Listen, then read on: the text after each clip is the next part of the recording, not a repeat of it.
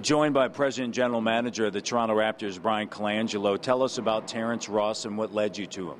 Well, first of all, I see someone tipped you off today. You got the Washington purple on, University of Washington. But no, Terrence is obviously a young player that we think is going to add tremendous athleticism to our backcourt. He's a shooter. He's a defender. He gets after it on both ends of the floor.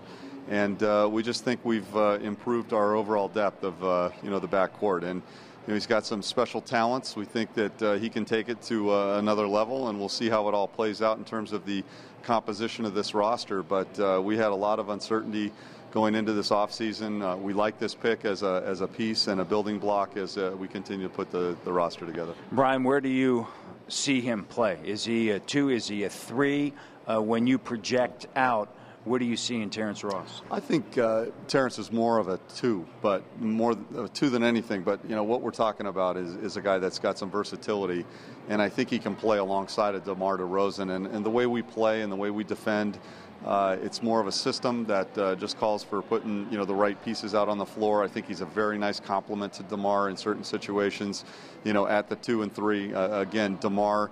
Versatility. He can slide to the 3 if necessary. So we like his addition to the roster. We see him playing some significant minutes this year, coming into a game and adding as much as he can. Again, defense is key with everything that we're doing, but you're talking about another athlete that gets out and runs, and we're hopeful to push the ball up the floor this year and score some points. It's interesting because this time last year you didn't necessarily go with a sexy name either, and you end up with Jonas Valanciunas.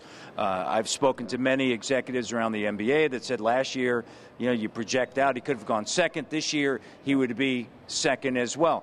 Here you are again, Terrence Ross, or other names on the board as well, but yet you have Jonas Valanciunas coming in. You now have Terrence Ross coming in. Essentially, you have 2 lottery picks coming in this year. It's an interesting situation to be in.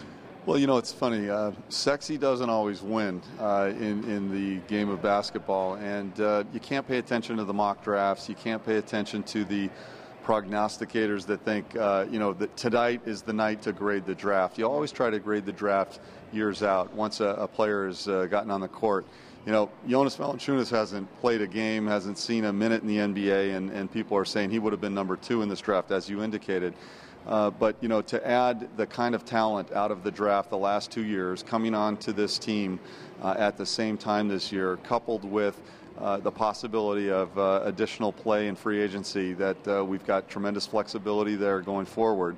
It's nice to see. Again, we talk a lot about organic growth. We talk about doing it the right way, using patience, and we don't want to flip the switch and try to make it happen overnight.